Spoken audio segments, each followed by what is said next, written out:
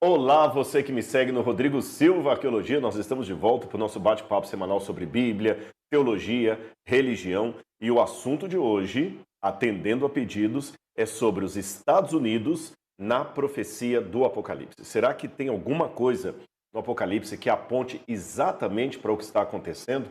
Essa tendência hegemônica da América do Norte sobre outros países ao redor do mundo? Será que tem alguma coisa na Bíblia, sem especulação, sem forçar o texto, que permita que nós possamos ler o que está acontecendo com os óculos da profecia? Então agora é a hora de você convidar as pessoas para correrem, para assistirem essa live, deixar aqui o seu comentário, o seu like se você gostar desse conteúdo e, é claro, se inscrever no canal, porque é muito importante que você esteja aqui conosco, tá certo? Afinal de contas, você já faz parte da família aqui do Rodrigo Silva Arqueologia. E é um prazer para mim partilhar a palavra de Deus com você. Tem muitas pessoas que já estão mandando mensagens aqui. Não vou colocar o de pensar para colocar na tela ali, mas vou colocar alguns nomes aqui. Vamos lá. Sônia de Salvador, Bahia. Boa noite para você, Sônia. Que Deus abençoe você e sua vida. Eu tenho também, quem mais aqui? Graça e Paz, Júlio César de Mário, de Campos, Minas Gerais. Graça e Paz, Júlio César. Que Deus esteja com você e sua família também. Nós temos a Leia Gurjão, de Belém do Pará. Glória a Deus por sua vida. Quem mais? Está subindo muito rápido, quer dizer que tem muita gente na live, isso é legal. Vamos aqui então, quem mais? De Cabo Verde, já apareceu aqui, ó, Sônia Onassis, de Cabo Verde, África. Então nós já temos a primeira pessoa de fora do Brasil. Alguém fez uma pergunta assim, ó, mensagens escritas. E a Bíblia King James Version? BKJ, deve ser a Bíblia King James. Eu não sei se essa mensagem está perguntando sobre a tradução da Bíblia King James ou sobre o projeto que eu tenho de fazer uma Bíblia King James anotada. Esse projeto está ainda no radar. Já passei do livro de Gálatas, passei de Efésios, e já vamos entrar em Tessalonicenses. Então, em breve, aguarde novidades aí pela BV Books, tá bom? Deus abençoe vocês. Obrigado por perguntar. Tem alguém assistindo também de Porto Alegre, Rio Grande do Sul. É o Jaqueline Barreto, de Porto Alegre, Rio Grande do Sul. Cleiton Jales, de São Paulo. Olha, já tem gente de Portugal aqui. Solange Pereira, de Portugal. Deus abençoe você também, Solange. E vamos continuar aqui mais umas duas pessoas, a gente comentar aqui também. Eu tenho aqui, boa noite, Rosana de Salvador, Bahia. Graça e paz de Cristo. Graça e paz para você também, Rosana. Aliás, Rosana, você sabe por que na Bíblia muitas vezes Paulo escreve graça e paz? Uma curiosidade aí bíblica. É porque Paulo, quando estava escrevendo, ele tinha duas audiências em vista nas suas cartas. Uma audiência de gregos e de judeus. Os gregos geralmente se cumprimentavam com a palavra haire, que significa graça. E os judeus se cumprimentavam com a palavra shalom, que significa paz. Então, quando ele falava graça e paz era uma forma de cumprimentar a judeus e a gregos que estivessem lendo a sua epístola. Isso é muito bonito. Então, mais uma pessoa aqui conosco. Nós temos aqui a Monique Brito, de Curitiba, nova aluna do Bíblia Comentada. Que Deus abençoe você. Aliás, aproveitando o comentário da Monique, um recado que a Laura pediu para passar para vocês. A Laura hoje não está aqui comigo, mas ela está em São Paulo, resolvendo umas questões lá, e ela está acompanhando no chat, e ela vai responder a vocês no chat. Nós tínhamos prometido para todo mundo que se tornasse aluno do Bíblia Comentada em novembro, que eu ia sortear uma viagem para Israel. Eu não vou sortear hoje porque a Laura não está aqui, ela que tem o aplicativo lá de fazer o sorteio. Mas semana que vem, você que se tornou aluno do Bíblia Comentada em novembro, eu vou cumprir minha promessa, eu vou sortear uma viagem comigo para Israel com tudo pago, tá bom? Bom, pessoal, falando nisso, deixa eu aproveitar também e falar das novidades de 2026. Você sabe, janeiro é o mês dos começos. Novas metas, novos hábitos, novas rotinas, mas todo hábito começa por algo simples e inevitável. A roupa que você veste ao acordar. E aqui que nasce o movimento de 2026. A Insider começa o seu dia. Eu estou vestindo Insider, já percebeu? A Insider é a sua primeira escolha da manhã. E eu quero que você também tenha a Insider associada à sua rotina de vida, porque eu faço isso e é muito bom para mim. Então a Insider pode fazer parte de tudo aquilo que estrutura o seu dia a dia. Beber água, tomar suplementos, fazer o seu skincare, preparar o seu de jejum, checar a agenda e, é claro, vestir Insider. Em janeiro, isso é muito simples, pode ser muito simples e natural para você. A Insider pode entrar no seu ritual matinal e também pode acompanhar a sua rotina como parte da sua vida. E sabe por que isso importa? Psicólogos dizem que a roupa que você escolhe logo cedo define o ritmo, a energia e até a intenção do seu dia. E a Insider entrega exatamente isso, um bom começo. Conforto sem preguiça, tecnologia que simplifica a rotina, peças que funcionam em qualquer contexto, seja no trabalho, no treino, em casa, na rua, e também uma estética que eleva o seu humor e coloca você em movimento. Então a escolha da manhã muda tudo. E vestir Insider, mesmo que você não treine pela manhã e só à tarde, aumenta muito a sua chance de cumprir a meta. Então colocar uma peça inteligente para trabalhar ou também para exercitar, isso é exatamente o que a Insider oferece para você. Um produto que torna você confiante no seu dia a dia, principalmente no calor que está fazendo, e aí você também pode ter algo confortável, até mesmo se você quiser ficar em casa e trocar o pijama por algo que seja um look mais bonito e confortável, né? Isso muda o seu humor, muda a sua energia e a sua presença. Então, você é daquela pessoa que está falando assim, olha, eu quero começar o meu dia assim, com energia, eu preciso de uma peça que facilite a minha rotina, eu quero sentir a leveza e a confiança desde o começo, então o Insider foi feita para você. Eu agradeço a Insider que me deu mais essa camiseta aqui de presente e também deram um presente para vocês que estão me assistindo. Você sabe que o meu cupom da Insider é dinâmico, é o cupom Rodrigo Silva. Inclusive tem o link, já está aí fixado, você pode entrar no link e com o cupom Rodrigo Silva funciona assim. No carrinho, você tem 10% de desconto se for um cliente recorrente e tem 15% de desconto se for um novo cliente da Insider. Então, como eu disse, o link está na descrição. Comece já o seu dia com Insider. Insider? Tô dentro. Bom, já que eu falei da Insider, falei da viagem, cumprimentei vocês, agora vamos atender aos pedidos que foram feitos. Vamos falar sobre Apocalipse 13 e se há algo que nós podemos ler em Apocalipse relacionado ao que está acontecendo hoje no mundo. O mundo está assim, já está de cabeça para baixo há muito tempo. E agora com as novas investidas americanas na Venezuela, antes disso, quando também o Trump bombardeou Teherã, lá o Irã, não Teherã necessariamente, mas próximo ali no Irã, também as ameaças que está fazendo a Colômbia, a outros lugares do mundo, tudo isso está deixando muitas pessoas assim meio inquietas.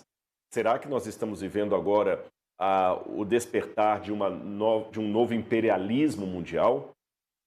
Será que a Bíblia falou alguma coisa nesse sentido? Como é que nós podemos ler o que está acontecendo à luz da Bíblia sem achismos, sem fanatismos, sem fake news, tá certo? Então vamos lá. Quando a gente fala de Apocalipse, toda a centralidade do conflito apocalíptico em relação aos últimos tempos está em Apocalipse 12, 13 e 14. Então, se você quiser saber qual é o miolo do livro do Apocalipse, aquele centro que dá liga a todas as profecias, é exatamente o capítulo 12, 13 e 14. Eu vou me deter hoje no capítulo 13. Será que aqui tem alguma coisa que permita vislumbrar o que está acontecendo hoje no mundo à luz da Bíblia Sagrada? Vamos lá. Apocalipse capítulo 13 começa dizendo assim, eu vou ler para vocês. Vi emergir do mar uma besta, que tinha 10 chifres e 7 cabeças, e sobre os chifres 10 diademas, e sobre as cabeças nomes de blasfêmia. A besta que vi era semelhante ao leopardo, com pés como de urso e boca como de leão. E o dragão deu à besta o seu poder, o seu trono e grande autoridade. Uma das cabeças da besta parecia ter sido golpeada de morte, mas essa ferida mortal fora curada. E toda a terra se maravilhou seguindo a besta. E adoraram o dragão, porque deu sua autoridade à besta. Também adoraram a besta, dizendo, quem é semelhante à besta? Quem pode lutar contra ela? Aí o capítulo continua descrevendo as características dessa besta que surge do mar, com chifres, cabeças, múltiplas formas de animais no seu corpo. E aí, quando você vai para o verso 11, se tiver com sua Bíblia aí, acompanhe comigo. Diz assim: vi ainda outra besta emergir da terra. Outra besta. Tinha 2 chifres, parecendo cordeiro, mas falava como dragão. Ela exerce toda a autoridade da primeira besta na sua presença e faz com que a terra e seus habitantes adorem a primeira besta, cuja ferida mortal havia sido curada. Também opera grandes sinais, de maneira que faz descer até fogo do céu sobre a terra, diante de todas as pessoas. Bom, o que seria essa segunda besta?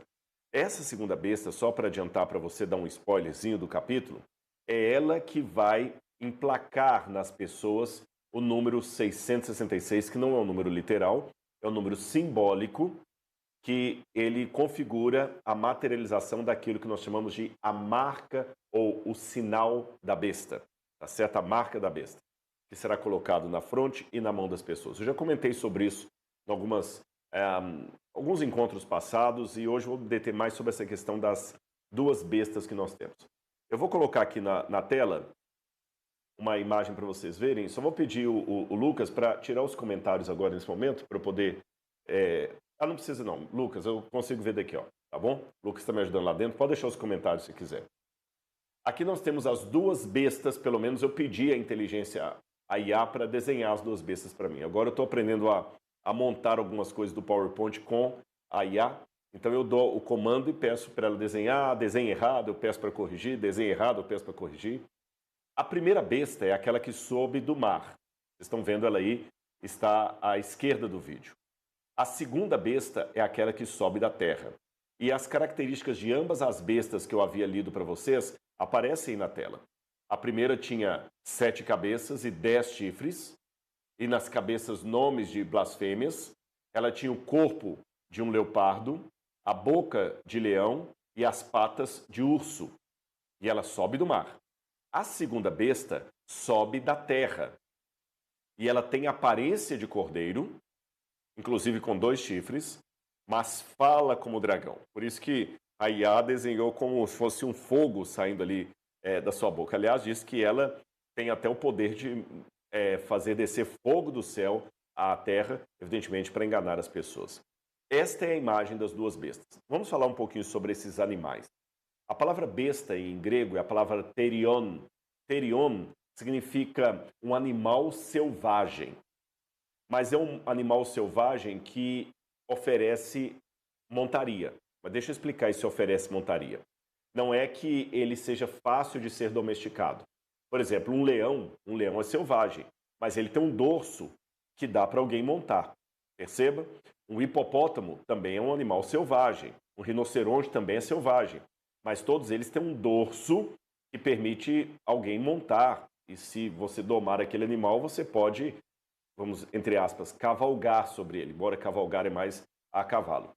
Então você pode montar, é um animal de carga. Você pode também colocar no dorso desse animal, mesmo sendo um animal selvagem, algum objeto que você vai levar.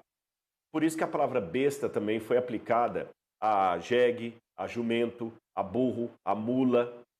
Eu me lembro até quando tinha um carro chamado a Besta e tinha uma outra, esqueci qual que era a concorrente da Besta, acho que era a Van.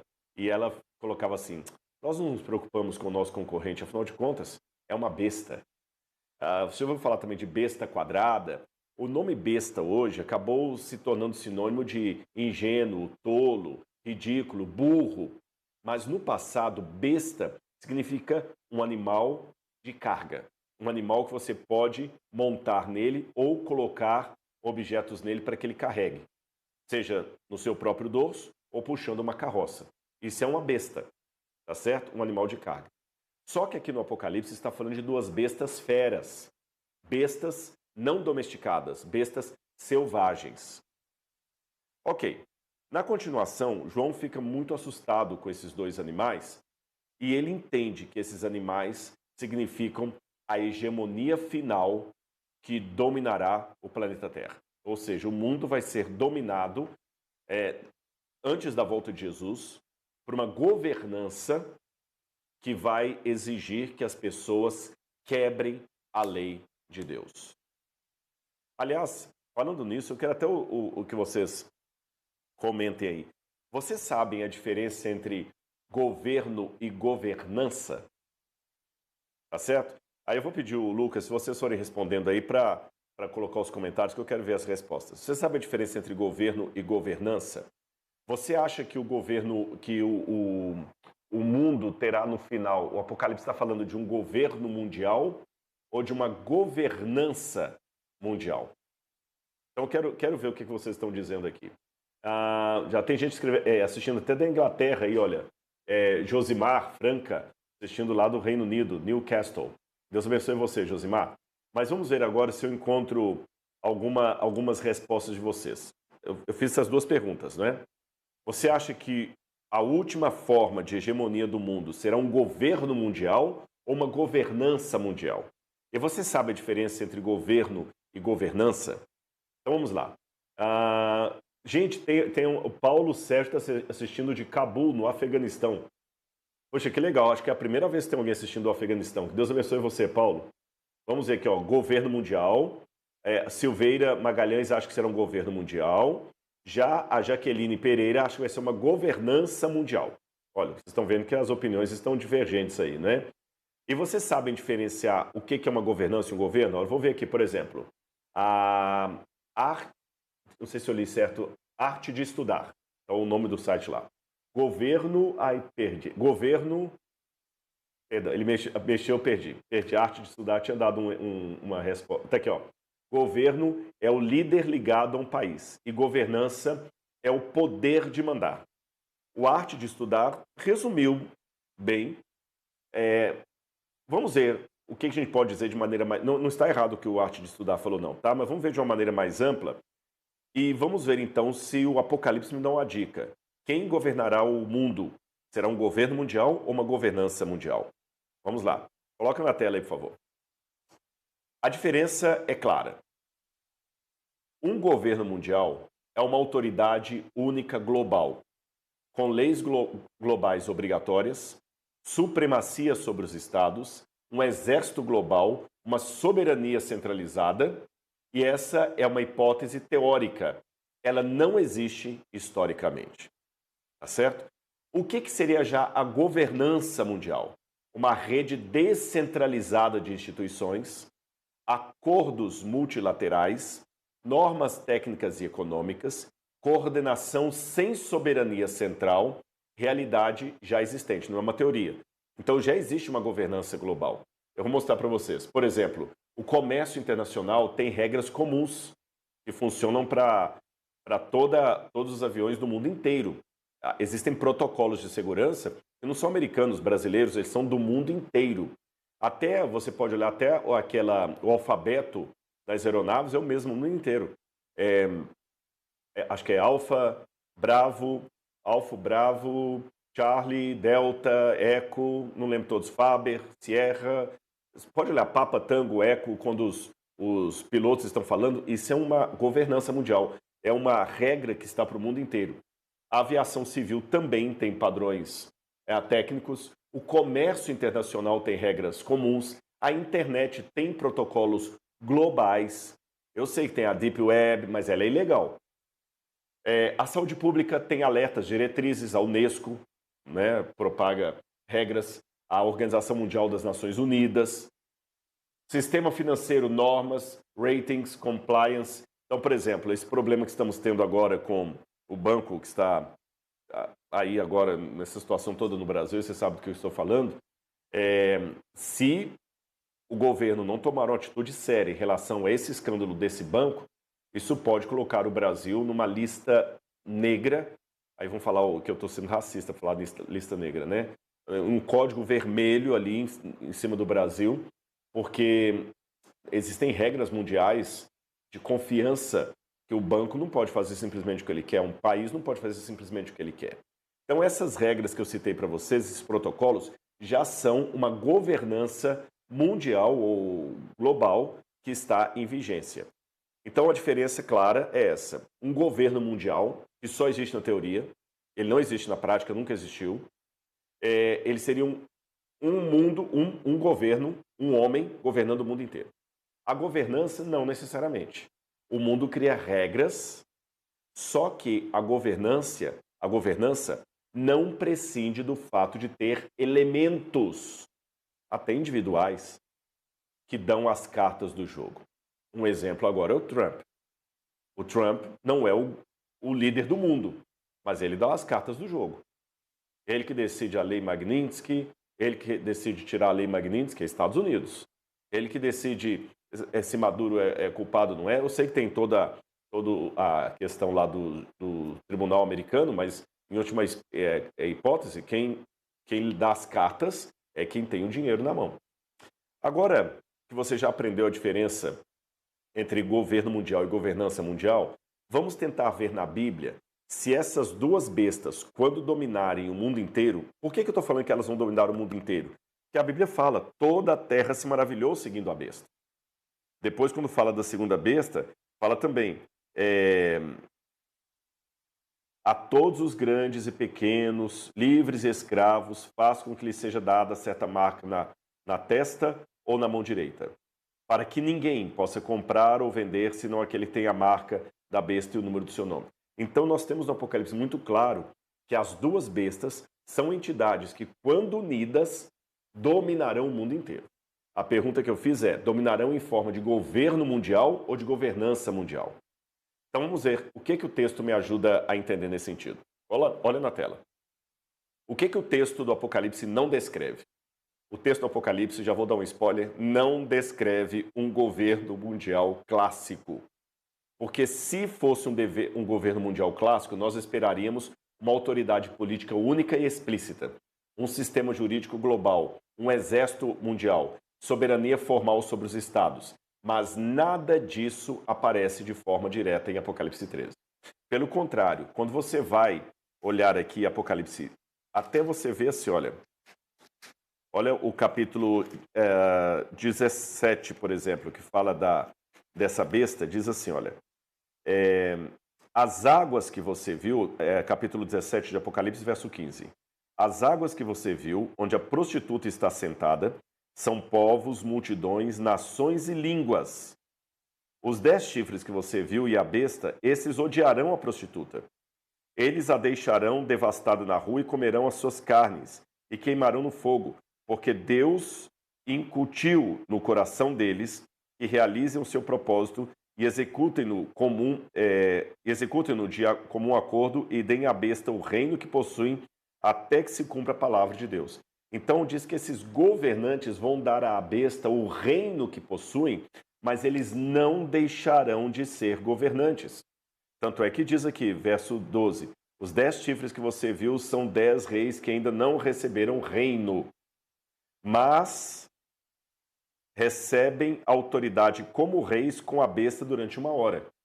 Então, se a besta vai ter reis que vão receber autoridade com ela, então é porque haverá governantes no mundo. Um governo único não teria governantes com ele, só seria um.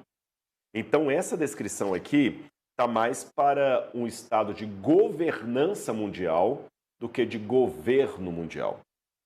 Então, continuará cada país tendo o seu rei, o seu primeiro-ministro, o seu presidente, o seu parlamento, mas o que o Apocalipse dá a entender é que será uma governança mundial. Tanto é que diz aqui no capítulo 18, versículo 9, os reis da terra que com ela se prostituíram, está falando da Babilônia mística, e viveram em luxúria, vão chorar e lamentar por causa dela. Os reis da terra vão se prostituir com a Babilônia. Não diz que eles vão cair, eles vão continuar só dando o poder deles para a Babilônia. E é justamente esse o cenário de uma governança mundial. Você tem a existência dos governos, mas eles entregam o seu poder a um sistema maior do que eles. Então, por exemplo, tem as regras próprias aqui de aviação. Nós temos a ANAC, mas a ANAC tem que se submeter às regras da aviação internacional, correto? O Brasil pode ter as regras aqui de cobrança de impostos. Pode ter. O Banco Central pode emitir aumento da taxa de juros, a baixa da taxa de juros, aumento da Selic, baixa da Selic.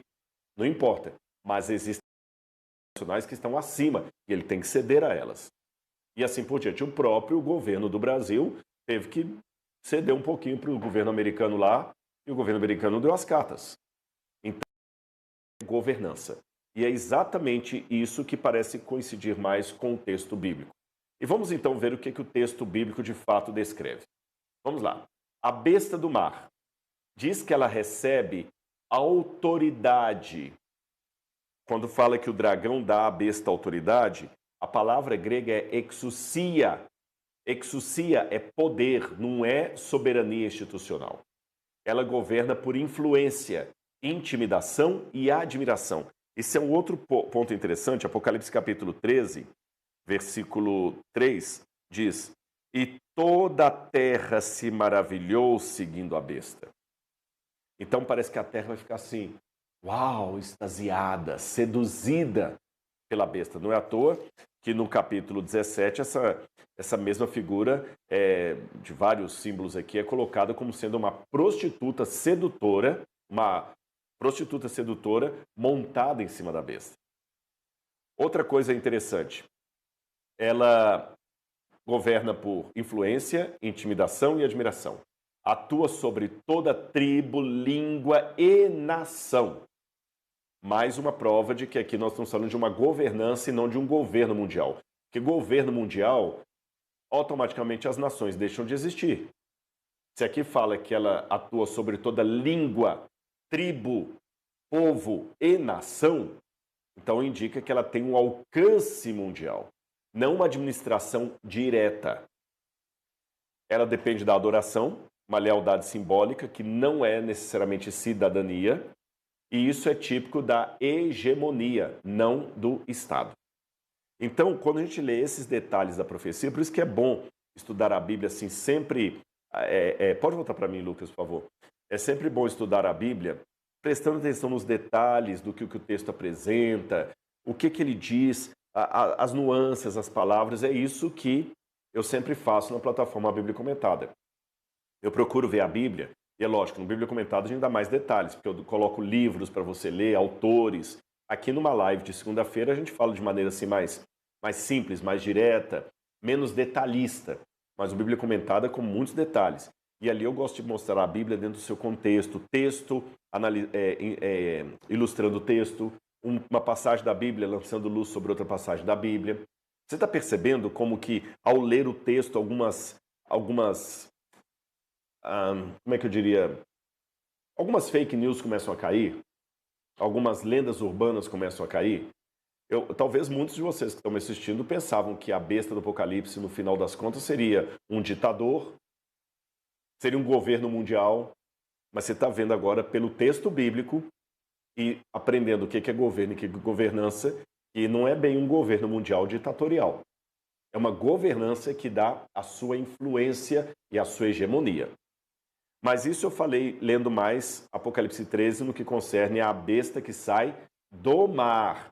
Mas lembra que tem uma outra besta que sai da terra. E tem 2 chifres, tem aparência de cordeiro, mas fala como um dragão. Vamos ver o que é essa besta da terra, quais são as características dela. Vamos lá. Note que se você ler Apocalipse 13, 11 e 18, a besta que surge da terra, ela não governa. Ela legitima o governo da primeira, ela legitima a primeira, persuade o mundo a adorar a imagem da primeira, organiza um consenso em torno da primeira. Pode olhar. Aqui, olha o que diz aqui, olha, capítulo 13, versículo 11. Vi ainda outra besta emergir da terra.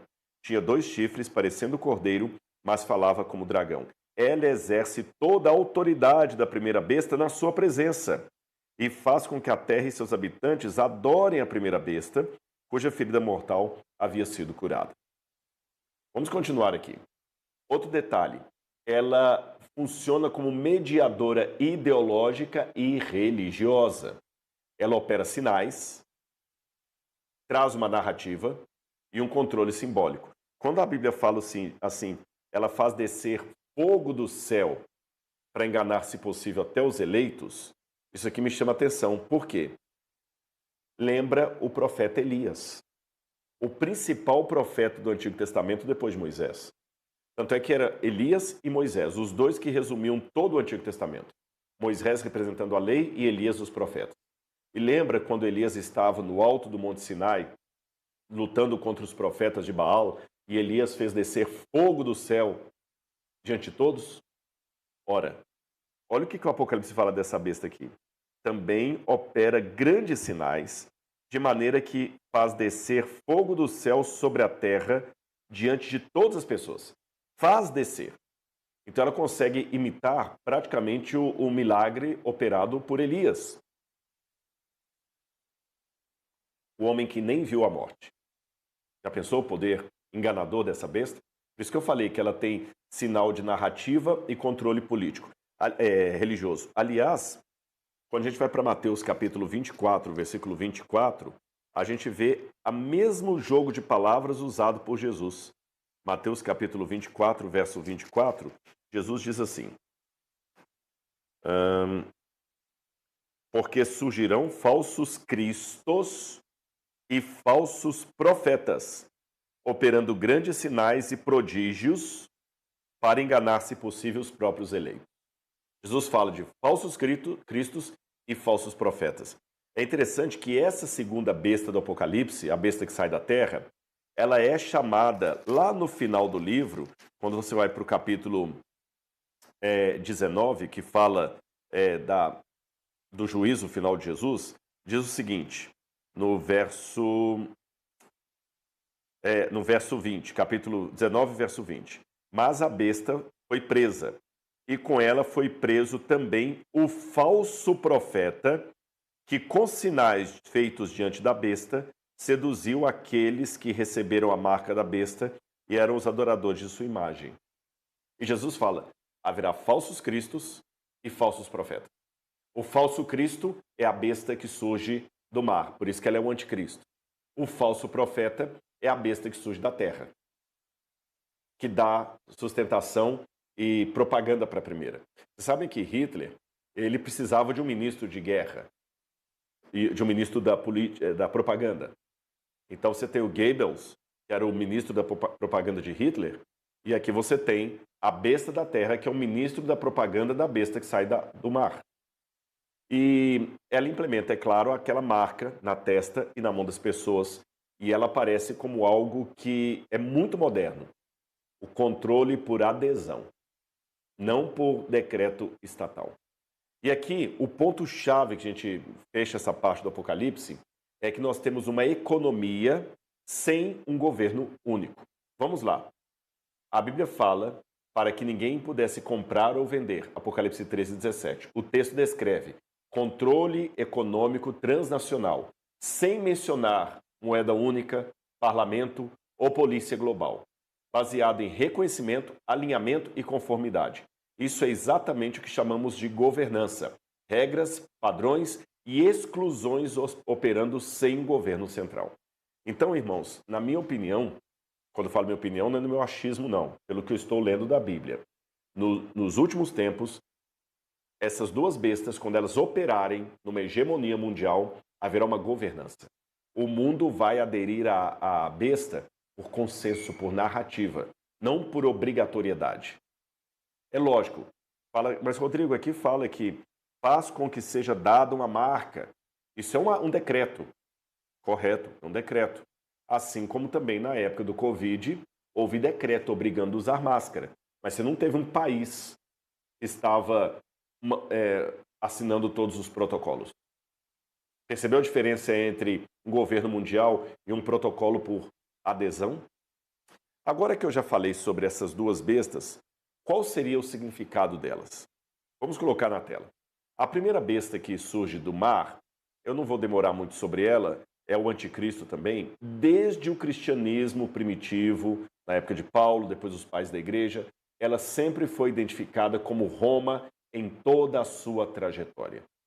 Os pais da igreja, se você pegar os primeiros autores cristãos, como Irineu de Lyon, Hipólito, Policarpo e outros mais, pode voltar para mim, eles sempre vão falar que a besta do Apocalipse é Roma, em toda a sua extensão.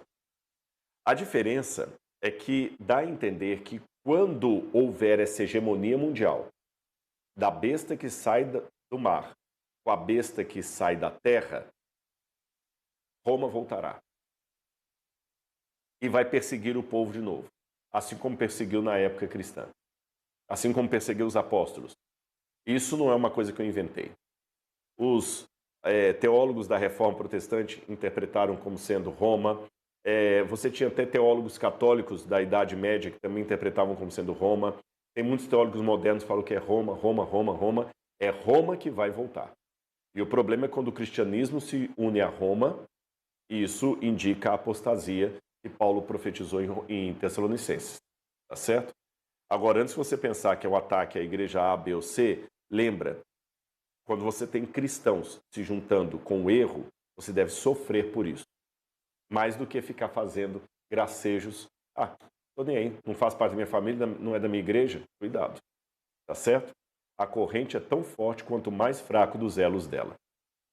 Agora, já que eu falei da besta do mar como sendo Roma, e que Roma vai voltar nos últimos tempos, e a besta que surge da terra? O que ela seria? Eu peguei alguns comentários bíblicos lá em casa e eu posso fazer esse resumo para vocês. As possibilidades de interpretação da segunda besta. Um comentário identifica a besta como sendo um grupo de profetas, sacerdotes e executores que continuam o culto a Domiciano na época do apóstolo João. São preteristas, acham que a segunda besta era a própria Roma da época de João.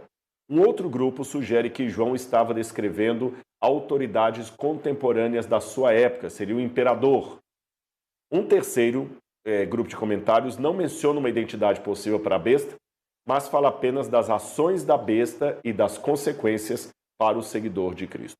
Ou seja, a identidade da segunda besta do Apocalipse ainda permanece em aberto, oferecendo algumas possibilidades. Vamos ver se o texto me ajuda um pouco a entender aqui.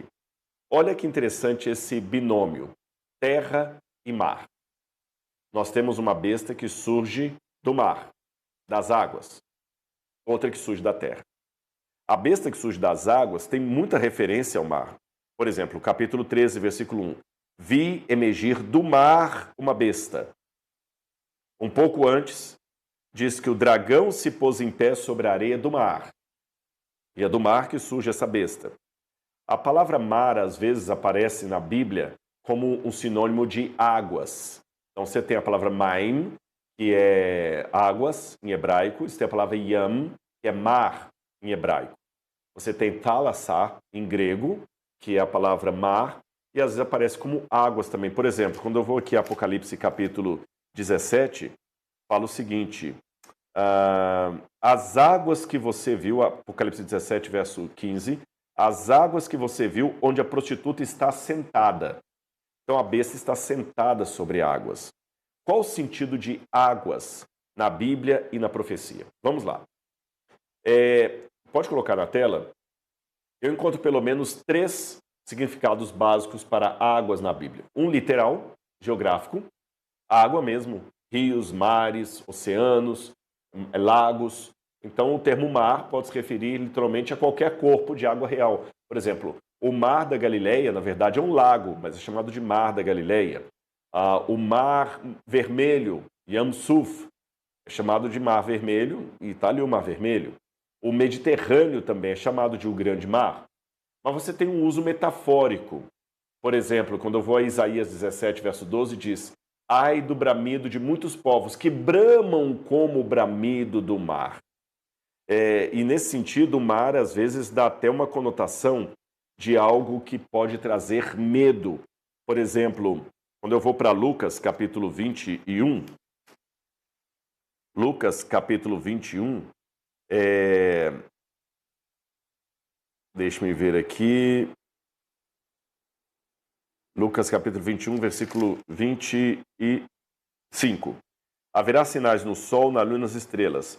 Sobre a terra, angústia entre as nações em perplexidade por causa do bramido do mar e das ondas. Então você vê aqui um sentido mais metafórico.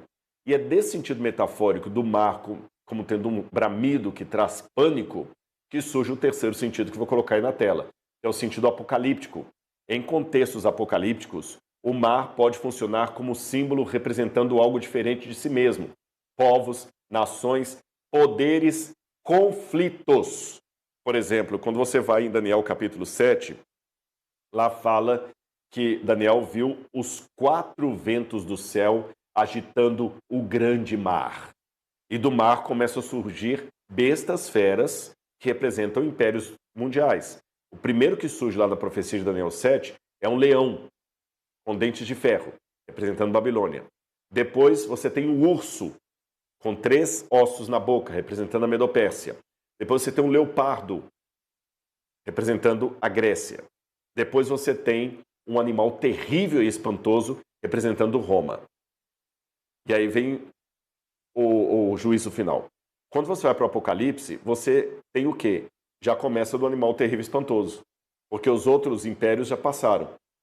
E esse animal terrível e espantoso, ele tem 2 características. Primeiro, ele reúne elementos dos animais de Daniel, então quer dizer que ele é um pouco da Babilônia, um pouco da Medopérsia, um pouco da Grécia, Roma, que continua, e ele surge de onde? Do mar. Você tem também muito na Bíblia o mar como sendo um lugar caótico, o caos. Existem, inclusive, no mundo bíblico, não na Bíblia, mas no mundo bíblico, por exemplo, muitas lendas, como essa que eu vou mostrar aí, sumeriana, de um deus sumeriano destruindo uma serpente de 7 cabeças que surge do mar. E uma das suas cabeças é ferida de morte, igual a Bíblia, igual a besta. Uma das cabeças feridas de morte. E várias passagens na Bíblia, como Isaías 60, verso 5, Jeremias 46, verso 7 e 8. Depois, se você assistir a reprise dessa live, você printa essa página e leia essas passagens aí. Você vai ver que águas são povos em colapso, em briga, em conflito. Então, povos são nações, pessoas que estão em conflito. Tá bom? É por isso que até é interessante, quando a gente vai para Apocalipse capítulo 21, você vê uma coisa que me chama a atenção. Apocalipse capítulo 21, verso 1. Vi novo céu e nova terra, pois o primeiro céu e a primeira terra passaram e o mar não existe. Muita gente pensa, poxa, não vai ter praia então na Nova Jerusalém? Eu gosto tanto do mar. Como é gostoso o mar. Eu fui agora à praia com minha família, realmente o mar é maravilhoso. Por que não pode ter o mar? Na compreensão bíblica, o mar é que é um símbolo de povos em ebulição, povos brigando, povos que vêm para destruir. O faraó é descrito como sendo uma serpente que vem nas águas do rio Nilo, e assim por diante. Agora, e a terra? Então já sei que se a primeira besta ela surge do mar, então é Roma que surge de povos em conflito que vem para destruir o povo de Deus. Tá certo? Povos em conflitos é o símbolo do mar, de onde essa besta surge. Mas a outra besta surge da terra. Qual o significado bíblico de terra? Vamos ver na tela. Pode ter um significado cosmológico, o mundo, o planeta Terra, Gênesis 2, verso 1. Assim foram terminados o céu e a terra e seus exércitos. Isaías 66, verso 1. Assim diz o Senhor, o céu meu trono e a terra o escabelo dos meus pés. Beleza. Segundo significado para a terra, geográfico. Terra como local, uma região. Por exemplo, o Salmo 24, verso 1. Do Senhor é a terra e a sua plenitude, o mundo e os que nele habitam. Mateus capítulo 2, verso 20. Levanta-te, toma o teu leito. Perdão, Mateus 2, verso 20. Ali a inteligência artificial deu uma bagunçadinha no texto. Eu vou ler direto na Bíblia aqui. É quando o anjo aparece para José e fala assim, toma o menino e sua mãe e vai para a terra de Israel. Mateus capítulo 20, capítulo 2, versículo 20. Levantando-se José, tomou o menino e sua mãe e voltou para a terra de Israel. Então, terra aqui é um sentido geográfico, é um país. Tanto é que até hoje, quando você fala em hebraico, Haaretz, está falando é o país de Israel, a terra. E tem também o sentido agrícola, solo ou humanidade. Por exemplo, Abel tornou-se pastor e Caim passou a cultivar a terra, quer dizer, o campo dele ali. Salmo 104, 14. Ele faz crescer a relva para o gado e ervas para o trabalho do homem. Tá bem? Então aqui nós temos os 3 sentidos de terra. Agora me chamou a atenção quando eu peguei na Bíblia a junção dos 2 elementos, mar e terra, juntos. O que significa? Eu encontrei 4 significados. Primeiro, criação e ordem. Porque em Gênesis capítulo 1, versículos 9 e 10, você vê que Deus trabalha justamente com o mar e a terra, ou seja, as águas e a terra, para trazer ordem sobre o caos. Quando você vai no capítulo 1 de Gênesis, versículo 9, disse Deus: ajuntem-se as águas debaixo dos céus num só lugar, e apareça a porção seca.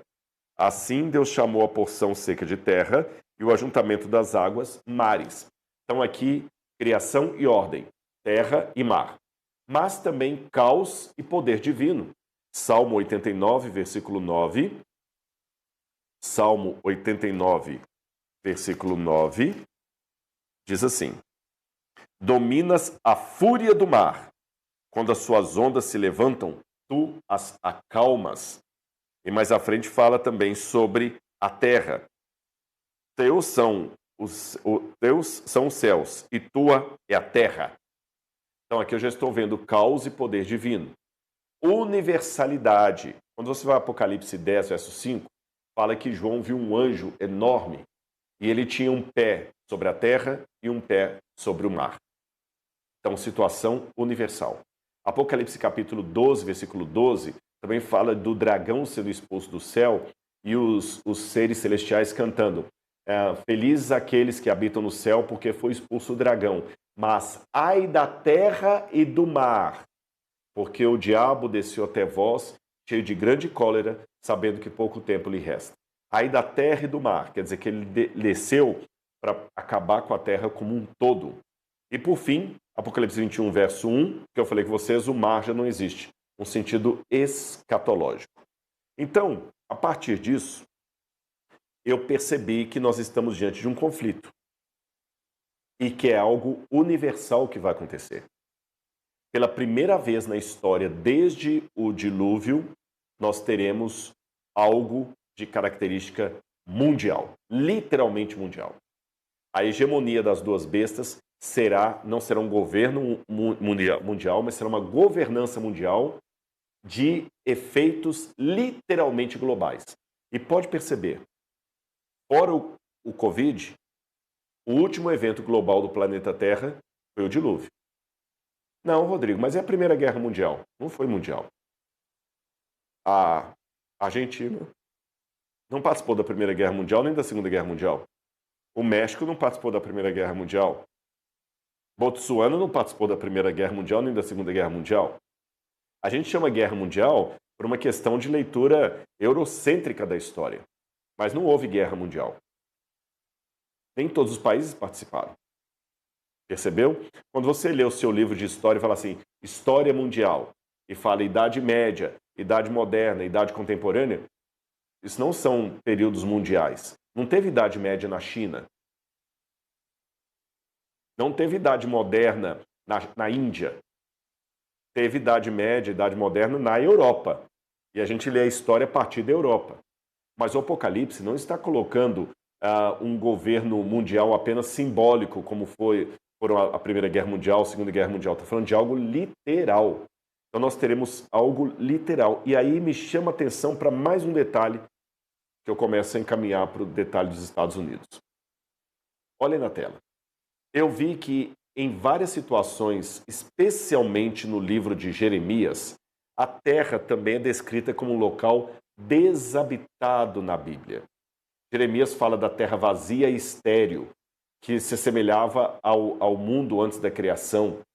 Fala, inclusive, da Babilônia, falando assim, Jeremias 51, 36, eu secarei o seu mar e farei secar a sua fonte, quer dizer, você vai ficar inabitada.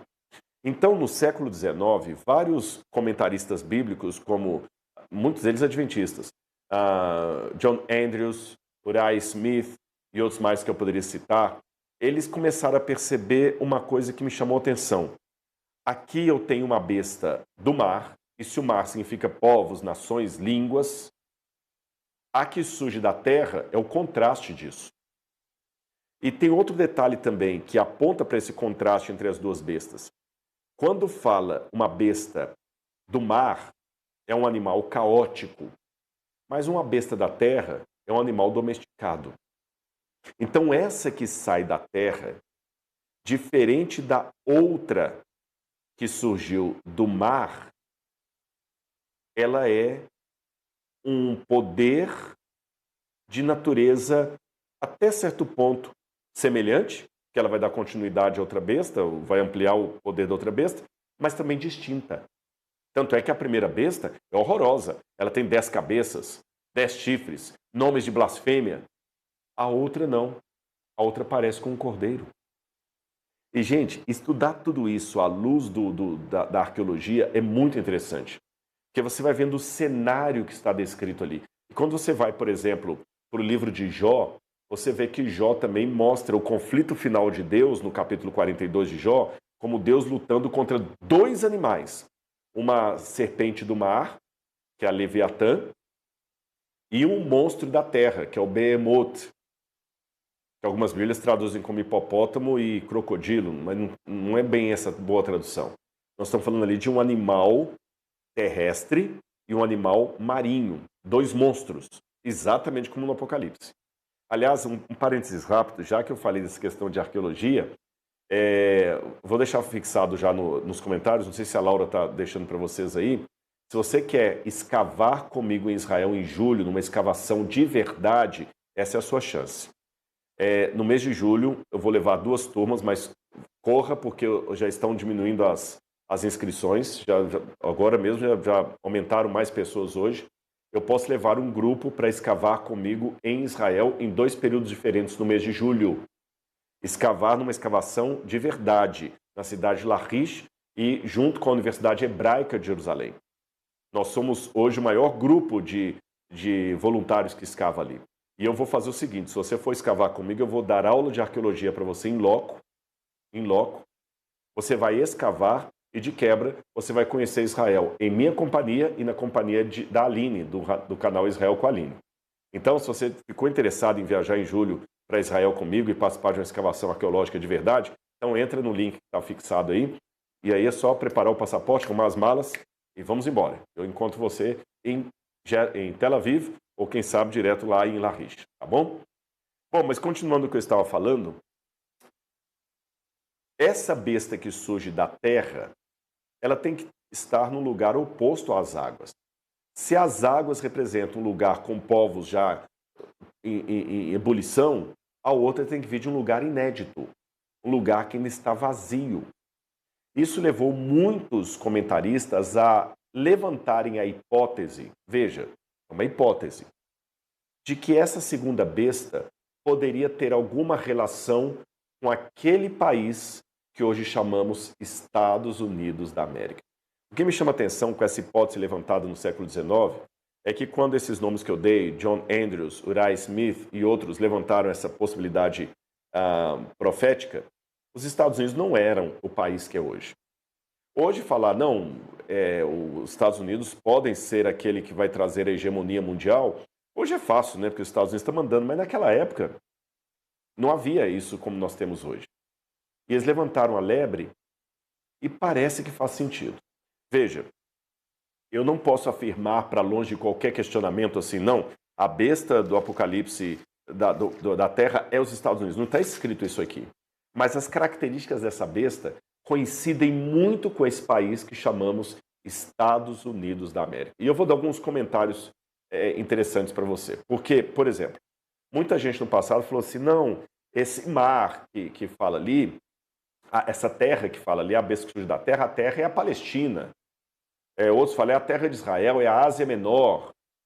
Mas olha o que disse Jürgen Roloff num comentário dele sobre o Apocalipse. A segunda besta surge da terra. Será esta uma referência específica à Ásia Menor continental, como muitos teólogos apresentam? Embora não possamos descartar essa possibilidade completamente, é mais provável que seja uma referência a Apocalipse 12:12. O dragão assegura o seu poder sobre a terra e o mar, fazendo com que uma de suas criaturas subservientes surja de cada uma dessas regiões. Apocalipse 12, verso 12, é aquela passagem que eu falei para vocês, Ai da terra e do mar, porque o diabo desceu até vós, sabendo que pouco tempo lhe resta. Isso indica que estamos falando de um governo, de uma governança de extensão global. Ora, qual é o país que dá hoje uma extensão global a qualquer coisa? Estados Unidos. E para não parecer que isso é um modismo, estou falando isso agora porque o Trump está fazendo o que está fazendo, muito antes dele. Se você pegar a história americana, tem coisas muito interessantes ali. Estados Unidos foi o país da liberdade religiosa, onde os primeiros que foram para lá, protestantes, católicos, foram em busca de liberdade religiosa que não tinham na Europa. Tocqueville, por exemplo, que era um diplomata francês, ele foi para os Estados Unidos para saber qual era o segredo dos Estados Unidos, porque a Europa estava em frangalhos e a Revolução Francesa, que todo mundo pensava que ia ser a liberté, égalité, fraternité, mergulhou a França e com ela o resto da Europa num caos medonho. E Tocqueville falou, enquanto isso, o milagre americano está crescendo. Tanto é que os franceses mandaram a Estátua da Liberdade depois para comemorar a independência americana. Os americanos começaram a crescer. Hoje, qual a língua que fala no mundo inteiro? É o inglês, e não é por causa da Inglaterra. Quando a Inglaterra estava no seu apogeu, a língua franca, como o próprio nome diz, era o francês. Por isso que a língua franca era o francês. Quem tornou o inglês a língua mundial foram os americanos. E olha que interessante, o país mais colonialista era a Inglaterra. A Inglaterra que dominou a Índia, as companhias das Índias Ocidentais, boa parte da África, da América Central. E a colônia inglesa chamada Estados Unidos da América se tornou mais poderosa do que a própria colonizadora, que era a Inglaterra. Hoje você fala inglês no mundo inteiro por causa dos Estados Unidos. Hoje você bebe Coca-Cola no mundo inteiro por causa dos Estados Unidos. Come McDonald's no mundo inteiro por causa dos Estados Unidos. Bebe Pepsi-Cola no mundo inteiro por causa dos Estados Unidos. Eles mantêm a hegemonia do mundo através das artes, da música, das influências, do estilo de roupa, o jeans, calça jeans. A força deles é muito grande. E você está preocupado agora com a questão do presidente Nicolás Maduro, mas os Estados Unidos já derrubaram muitos outros governos. Esse não foi o primeiro. Esse não foi o primeiro. E olha isso aqui. George Kennan foi o arquiteto da política de contenção americana. E ele falou algo muito interessante nos anos 1940, depois da Segunda Guerra Mundial. Ele disse o seguinte, olha como é que os Estados Unidos saíram fortalecidos da Segunda Guerra. Temos cerca de 50% da riqueza mundial, mas apenas 6% da população. Nossa verdadeira tarefa no período à frente é manter essa disparidade.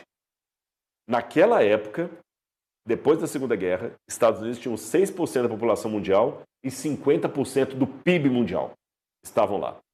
E agora, mais recentemente, foi publicado um livro, vou colocar para vocês aí, as cartas, os diários de George Kennan. E até o interessante que uma das partes desse livro que foi publicado, o Frank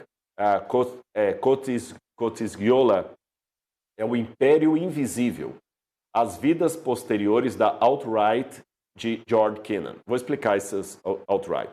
É a extrema-direita. A extrema-direita. Para muitas pessoas, George Kennan está ultrapassado, porque ele falava de coisas que hoje faziam parte da Guerra Fria, que se estendeu depois da Segunda Guerra Mundial. E o contexto geral é que o gênio dele, apesar de reconhecido, é algo antiquado. Porém, a partir do momento que esses diários dele foram publicados, se não me engano foi em 2014, muita coisa mudou na América. A América quer voltar agora a ser o braço de ferro do mundo. Não é à toa que a política do Trump, Make America Great Again, faça a América grande de novo, foi seu lema de campanha. E ele está conseguindo. Ele está conseguindo. Até chama minha atenção que um famoso teólogo, aliás, a gente estuda muito sobre ele na Faculdade de Teologia, Reinhold Niebuhr, ele falou, a maior tentação da América é imaginar que sua virtude a torne imune às corrupções do poder. Roma se via como a portadora da Pax Romana. Os Estados Unidos se veem como portadores da Democracy and Freedom, democracia e liberdade. Ambos acreditam, em algum nível, que o nosso domínio é para o bem do mundo. Aí aqui é importante eu abrir um parênteses. Eu não estou emitindo juízo de valores dizendo o Trump não deveria ter atacado a Venezuela, deveria ter atacado. Eu vou falar com vocês. Para o povo venezuelano que estava sofrendo, a queda do ditador foi uma bênção. Mas vamos pontuar algumas coisas aqui. Isso não significa colocar virtude em quem operou a queda do regime. Sabe por quê? Quando você pega o Truman, por exemplo, e todos os americanos que também derrubaram Hitler, quando Hitler foi derrubado pelos Estados Unidos, os exércitos aliados, como Lenin, a Rússia, foi bom que o Hitler caiu. Não foi bom? Não foi bom que eles ultrapassassem o limite da soberania alemã e tirassem Hitler do poder? Foi. A Bíblia fala que Deus fez isso no passado. Quando trouxe os persas para atacar as babilônias, diz que foi Deus que usou os persas. E os persas não eram flor que se cheire, não. Então Deus pode usar um poder déspota para tirar outro. Deus é soberano. Então, os dois erros que nós não podemos cometer, do ponto de vista bíblico, é desacreditar a queda só porque ela foi imposta por alguém que eu não gosto, e letra B, endeusar aquele que derrubou o governo como sendo alguém bonzinho. Às vezes o governo é derrubado por causa do interesse de petróleo, alguma coisa assim. Às vezes é demônio lutando contra demônio. Por isso que o cristão não pode ser um ignorante político, mas ele tem que lembrar sempre que o reino dos céus e a sua justiça devem ser buscados em primeiro lugar, e não a bandeira política de A, B ou C. Compreenderam? Então, se você perguntar a minha opinião, eu achei ótimo o que aconteceu com Nicolás Maduro. Isso não torna Donald Trump um messias. Pelo menos no sentido bíblico da palavra. Não torna Donald Trump um santo, ou alguém que estava com interesses puros. O que Trump fez ali, para mim, é a mesma coisa que os exércitos aliados e a famigerada União Soviética fizeram quando derrubaram Hitler. Se eu fosse um judeu da época, eu ia dar graças a Deus que o Hitler caiu. Isso não faz de Truman, presidente americano, ou de Lenin, Stalin, ou faz de Stalin boas pessoas. Percebeu? A gente tem que ter essa sensibilidade na história aí. Agora, se eu falar também que não valeu ter derrubado Hitler, só porque quem derrubou Hitler não eram pessoas de bom caráter, eu acho que valeu ter derrubado Hitler, não valeu? Mesmo que as intenções não fossem tão nobres. Por outro lado, derrubaram Hitler, nem por isso são heróis de verdade. É assim que eu enxergo o que está acontecendo. E com relação aos Estados Unidos, ainda voltando para a questão apocalíptica, eles encaixam muito bem naquilo que eu falei. Eles querem ser agora a nova Roma mundial, mas só que o que me chama a atenção, tem um livro que eu sugiro vocês leiam, Niall Ferguson. Ele escreveu o livro Colossos, o erguimento e a queda do Império Americano. Só que ele explica essa questão do império. Os Estados Unidos são um império no sentido que exercem poder global decisivo, mas um império singular, informal, relutante e frequentemente inconsciente de sua própria condição imperial. Por que o autor fala isso aí?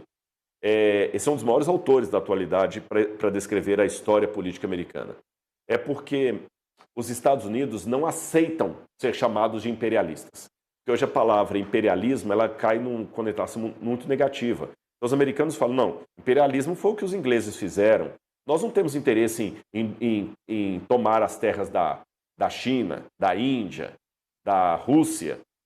Não, nós não somos imperialistas. Então, nesse sentido, eles não se apresentam como imperialistas, mas agem como um imperialismo invisível. Essa é a tônica do livro. Então, ele mostra, por exemplo, olha, ele fala que os Estados Unidos têm um poder sem precedentes históricos, presença militar em mais de 100 países, superioridade tecnológica e proteção rápida de força, influência econômica, acadêmica e cultural mundial, custo militar relativamente baixo, 3 a 4% do PIB americano, negam o rótulo de império, como eu falei com vocês, tem uma hegemonia informal e relutante. Pode. E eu vou mostrar para vocês exemplos de como que os Estados Unidos são um império, negando que são um império. Por exemplo, George W. Bush, em 1º de maio de 2003, no seu discurso prematuro da vitória, ele afirmou: outras nações na história lutaram em terras estrangeiras e permaneceram para ocupar e explorar. Os americanos, após uma batalha, não querem nada mais do que voltar para casa. Donald Rumsfeld, ex-secretário de Defesa dos Estados Unidos, concorda. Nunca fomos uma potência colonial. Isso simplesmente não é o que os Estados Unidos fazem. Colin Powell, ex-secretário de Estado, também afirmou: os Estados Unidos não buscam um império territorial. Nunca fomos imperialistas. Buscamos um mundo no qual a liberdade, a prosperidade e a paz possam se tornar o patrimônio de todos os povos, e não apenas o privilégio exclusivo de poucos. Então, meus queridos, qual que é a questão? Os Estados Unidos, eles não aceitam ser um império mundial, mas eles querem ser os heróis, os mocinhos. Pode olhar, todo filme que tem, sempre é o presidente americano que salva. Esses filmes pós-apocalípticos, é o presidente americano. Lembra aquele Independence Day, que passou há mais de 20 anos? Quem destrói os ETs que estavam dominando o mundo era o presidente americano, que entra num caça e destrói as naves dos ETs. Eles querem ser os heróis. Eles são um país da liberdade religiosa, da emenda da Constituição, que dá língua franca. Os mocinhos, mas têm aparência de cordeiro e falam como dragão. Rodrigo, você tem certeza absoluta que vai ser assim? Para ser coerente com o texto bíblico, o que eu posso afirmar para você é o seguinte: eu não posso afirmar que o Trump é aquele que vai se juntar com a besta do mar e vai trazer a hegemonia mundial para que encerre o apocalipse. O meu desejo é que seja. Vou abrir o jogo com vocês. Por quê? Porque eu quero que esse mundo acabe logo a história e Jesus volte. Por isso, eu quero que Jesus volte antes da minha filha chegar à adolescência, antes dela se tornar juvenil. Se Jesus puder voltar ano que vem, já está de bom. Se ele puder voltar semana que vem, está de ótimo tamanho. Então, se puder ser o Trump, aquele que vai terminar para que as profecias se cumpram logo e Jesus volte, amém. Mas esse é o desejo do Rodrigo crente. A afirmação do Rodrigo teólogo é o seguinte: não use sensacionalismos, mas observe os sinais dos tempos. Uma coisa é fato: o Apocalipse fala que haverá uma hegemonia mundial de dois poderes que vão ter a sua influência sobre o mundo inteiro. Um representado pela besta que surge do mar, outro pela besta que surge da terra. E hoje nós temos exatamente Europa e Estados Unidos dando as cartas do mundo. E os Estados Unidos está crescendo assim, numa situação muito interessante. E com o último elemento, agora nós podemos falar de mundo realmente globalizado, mesmo sem um governo único. Isso é que é interessante, porque hoje a queda da Bolsa de Valores de Nova York rebenta o mundo inteiro. A alta do preço do barril de petróleo rebenta o mundo inteiro. Um problema na internet o mundo inteiro. E eles precisam de uma governança. Será que nós estamos vivendo os últimos dias da história deste mundo? Eu não sei.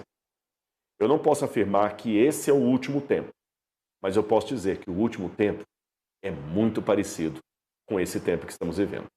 Percebeu minha sensibilidade aqui? Vou repetir. Eu não posso afirmar que esse é o último capítulo da história do mundo, mas eu posso dizer que o último capítulo da história do mundo é muito parecido com o capítulo que estamos vivendo. E se eu estiver enganado? Não importa. Se preparar para a segunda vinda de Cristo nunca é demais. Você percebeu que esse tema da profecia é provocador?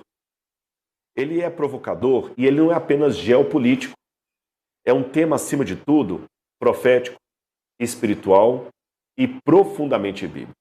E é exatamente isso que estudar a Bíblia com seriedade nos provoca. Um senso de urgência, de desejo da volta de Jesus. E nos últimos anos, nós temos visto um fenômeno preocupante. Crentes maduros, mas com teologia rasa, pouco conhecimento da Bíblia Sagrada, sabem tudo de Big Brother, essa porcaria está voltando a passar agora na televisão, sabe tudo de Big Brother, mas não sabem quem foi o rei Davi. Gente que ama Jesus, mas não domina as Escrituras. E quando o fim apertar, e ele vai apertar, o que vai segurar você e a sua família? Eu tenho certeza, não é o noticiário, não é o UOL, nem a Jovem Pan, nem a Rede Globo, é o discernimento bíblico. Porque no final dos tempos, a confusão virá a todo mundo. E será uma confusão de nível espiritual. E essa confusão, ela não vai vir do mundanismo, ela vai vir da interpretação bíblica. E quem não conhece a palavra de Deus vai se tornar uma presa fácil. Fácil de ser enganada por argumentos bonitos, bem arrumados, que arrastam pessoas por ventos de doutrinas, de ideologia, pessoas que são levadas pela manipulação, pelo medo, pelo sensacionalismo. Você percebeu o cuidado com que eu usei as palavras aqui? Eu não posso afirmar que esse é o último tempo, mas que o último tempo tem tudo a ver com esse, isso sim. Ou seja, eu não vou colocar em você um comodismo do tipo, Jesus não vai voltar tão cedo, eu posso viver minha vida como eu quiser, nem colocar em você também uma urgência sem compromisso, sem seriedade. É por isso que nos últimos anos eu tenho dedicado muito conteúdo à plataforma Bíblia Comentada. E esse ano, não somente eu, mas toda a equipe, nós demos um passo maior, porque eu quero estudar a Bíblia com 1 milhão de pessoas.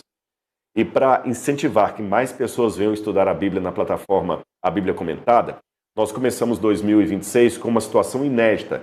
A Bíblia Comentada, que já era boa, ficou melhor ainda, porque todos os dias do ano, e quem já é meu aluno já está recebendo os vídeos, vai ter um vídeo de 8, mais ou menos, 10 minutos, onde eu explico de maneira prática e profunda uma doutrina bíblica por dia. Serão 365 vídeos, 365 dias em contato com as doutrinas bíblicas com base na palavra de Deus. Todos os princípios essenciais da fé cristã.